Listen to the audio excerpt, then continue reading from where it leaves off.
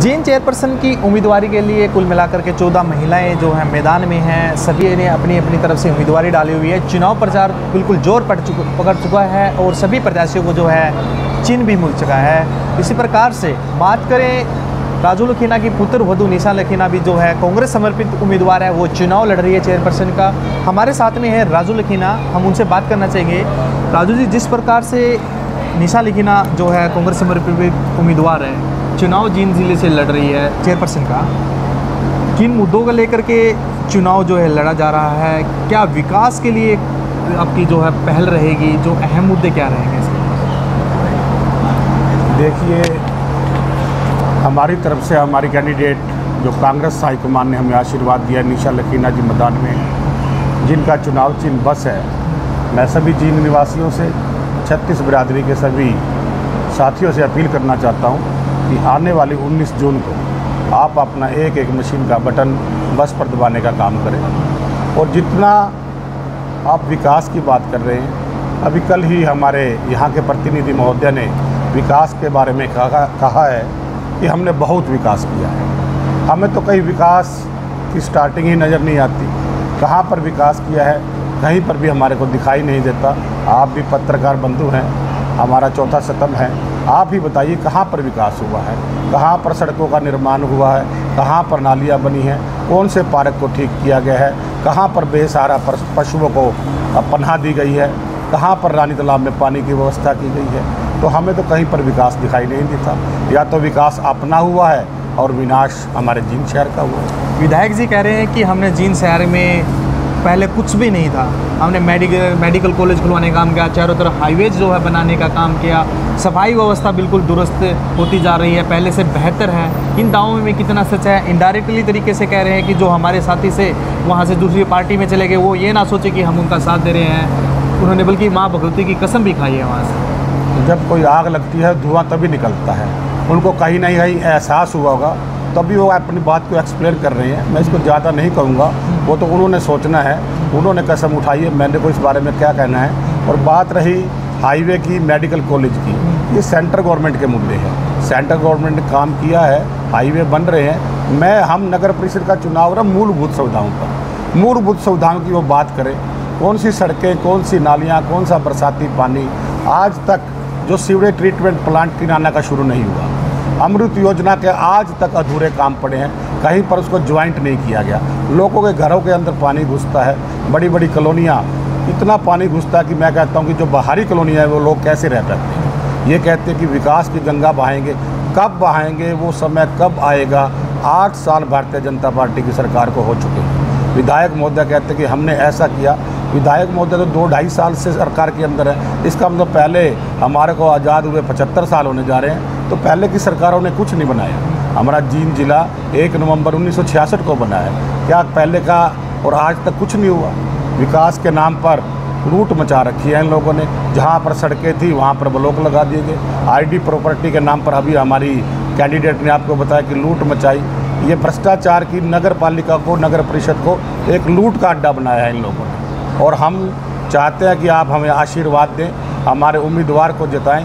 36 बिरादरी की उम्मीदवार है, कांग्रेस से समर्थित उम्मीदवार है। हमें मौका मिलेगा तो हम ये भ्रष्टाचार का अड्डे को बंद करने का काम करेंगे। लखीना जी, आपने सवाल उठाया लूट का और भ्रष्टाचार का। क्या मान के चले जिस प्रकार से विधायक जो हैं, क्योंकि हम इसलिए विधायक का इसलिए नाम ले रहे हैं क्योंकि सत्ता में वो बैठे हुए हैं, सेंटर में गवर्नमेंट उनकी है, वो यहाँ से बीजेपी से हैं, तो जिस प्रकार से हमने लूट का और भ्रष्टाचार का मुद्दा क्या है, जिस प्रकार से वो अधिकारियों पे सवाल उठाते हैं, क्या ये मिली भगत है के साथ ही सब कुछ हो रहा है या अकेले अकेले कुछ? मैं कहना चाहूँगा ये पूरी मिली भगत है। आप एक दिन पहले पार्क में जाकर 2 ईंटें तोड़ने का एक ड्रामा करते हैं, उसके बाद कोई कार्रवाई नहीं होती। आपने जब ईंटें तोड़ी हैं उसके बाद वो सैंपल आपके ही कहने से वो पास हो जाता है, तो हम इसको क्या समझें, लूट या कसूट? शहर को पूरी तरह से लूटने का काम किया है। और मैं इस बात का चैलेंज करता हूँ कि आपकी जींद की जनता को आप एक बार मौका दो, हम सभी सफ़ेद पोशों को नंगा करने का काम करेंगे। हरियाणा के मुख्यमंत्री करोड़ों रुपए का बजट जो है जींद जिले को मिला हुआ है। डबल इंजन सरकार इसलिए कहेंगे कि दो पार्टियां हैं, जो क्षेत्रीय पार्टियां दोनों मिलकर के अपनी पार्टियां बनाई, एक राष्ट्रीय पार्टी, एक क्षेत्रीय पार्टी, जेजेपी साथ में मिलकर काम कर रही है। क्या विकास गति पकड़ पाया? कितनी सच्चाई है इन मुद्दे में, आप ही बयां कर पाएंगे इन चीज़ों में? मैं ये कहता हूँ हमारे डिप्टी CM भी जींद डिस्ट्रिक्ट से हैं। हाँ। और हमारे विधायक भी भारतीय जनता पार्टी के हैं। मैं कहता हूँ विकास नाम की गंगा शुरू ही नहीं हुई। गति तो हम तब पकड़ेंगे अगर वो शुरू हुई, शुरुआत ही किसी कॉर्नर से नहीं हुई। मैं बार बार कहता हूँ मेडिकल कॉलेज है या फ्लाईओवर है, ये NHI के काम है, सेंट्रल गवर्नमेंट के काम है, इसके अंदर कुछ हिस्सा स्टेट गवर्नमेंट का होता है। परंतु आम आदमी की सुविधा, जो मूलभूत सुविधाएं, जो हम बार बार आपको एक ही बात कहते हैं, जो नगर परिषद की सुविधाएं हैं, कुछ व्यक्ति को नहीं पता होता आम आदमी की ये काम किसके अधीन आते हैं।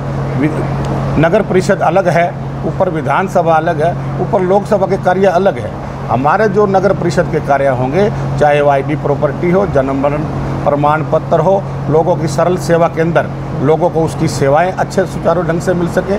और जो हमारे यहाँ बंदरों का आतंक है, बेसहारा पशु बेचारे सड़कों पे घूम रहे हैं, या किसी प्रकार की और मूलभूत सुविधाएं, चाहे वो सीवरेज की है, बरसाती पानी की है, हमको उनको दूर करने का काम करेंगे। हर व्यक्ति को वो सुविधा देंगे कि उनको लाइनों इंतजार ना करना पड़े, उसे किसी दलाल की नज़रों में ना चढ़ना पड़े।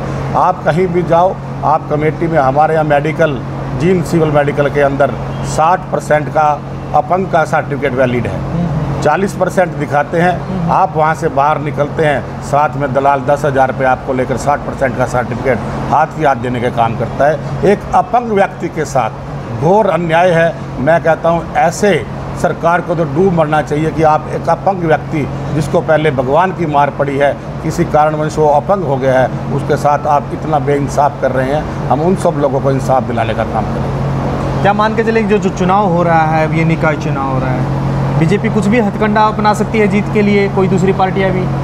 मैं कहता हूँ बीजेपी पूरे हथकंडे निभाएगी, भाई भाई की लड़ाई कराएगी। 36 बिरादरी, 35 बिरादरी, इनके सब हथकंडे होते हैं। आप पिछले चुनाव देख लीजिए, कहीं पर पटेल के साथ लड़ाई होती है, कहीं मुसलमान के साथ लड़ाई होती है, हमारे हरियाणा के साथ जाटों के साथ लड़ाई होती है।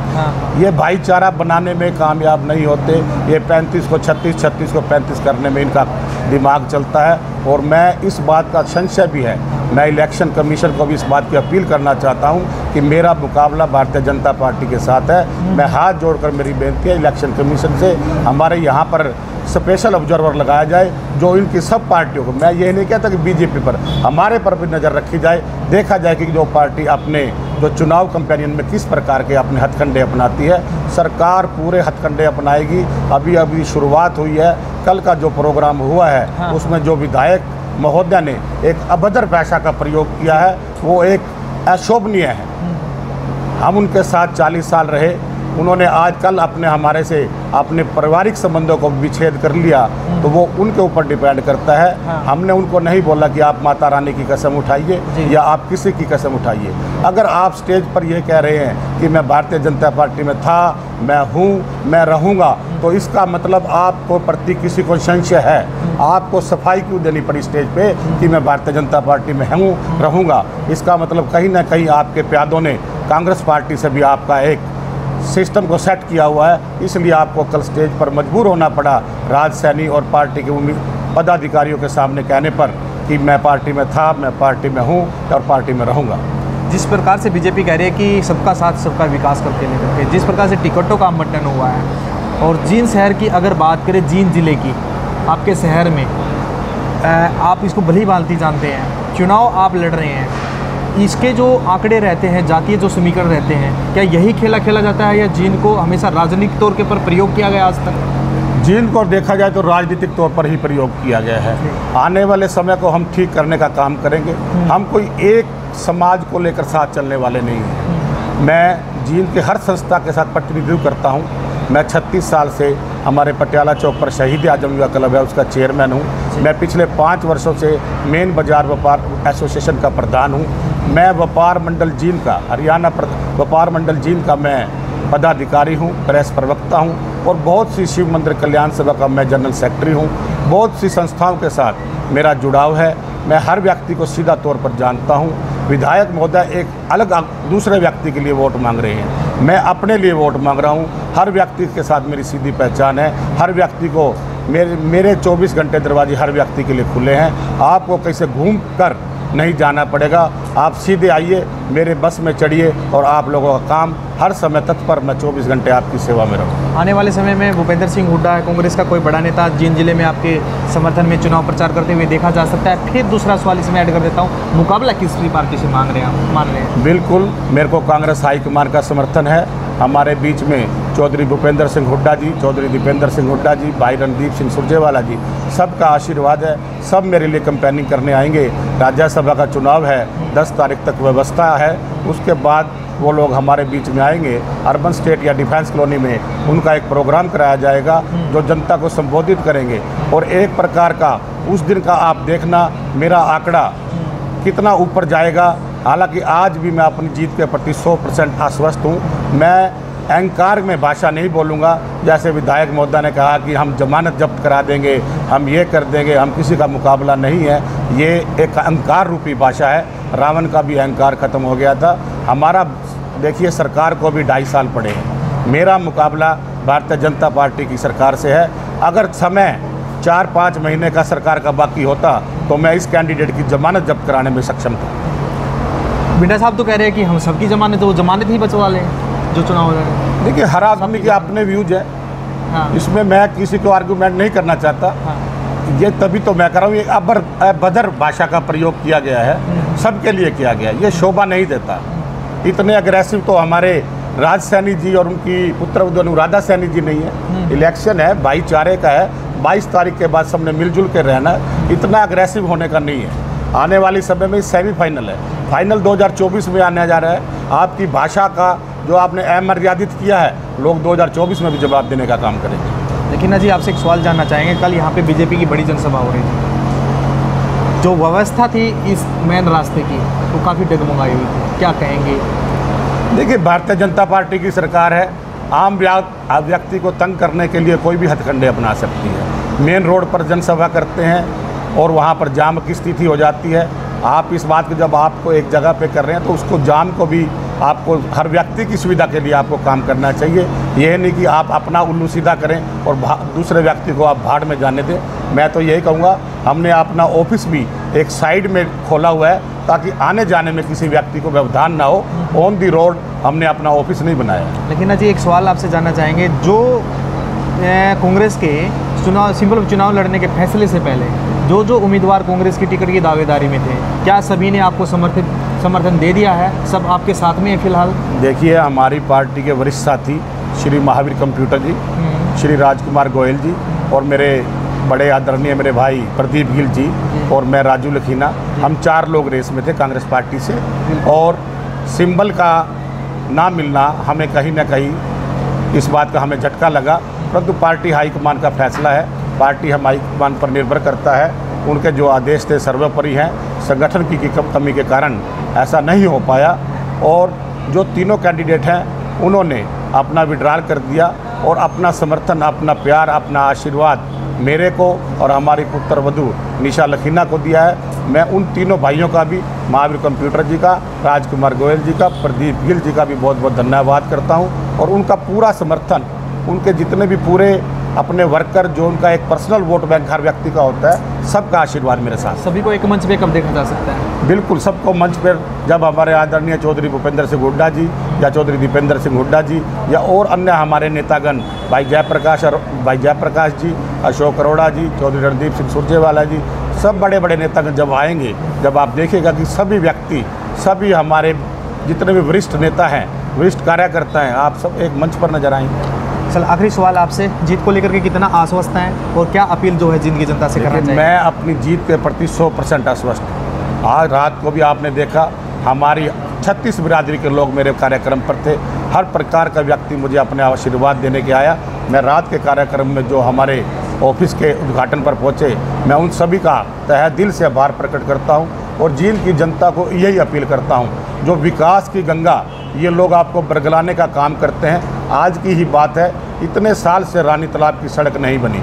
कुछ खड्डों को नाम मात्र भरने का काम आज किया गया। ये काम जो पहले 1 साल पहले होना चाहिए था, वो भी खड्डों को भरा गया है, ना कि बनाया गया है। तो जो आम व्यक्ति को तंग करने का काम समय पर, जब इलेक्शन के समय ये लोग जानते हैं, हम इनको आज इनके कारण कान और आँख खोलने का काम करने आए हैं। जींद की जनता को अपील करूंगा, आने वाली 19 तारीख को, आने वाली 19 जून को आप अपना एक एक वोट बस के चुनाव चिन्ह पर दबाने का काम करें।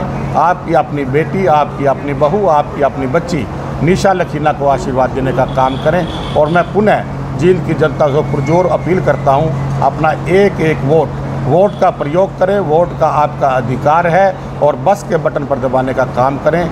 आप सबका बहुत बहुत धन्यवाद।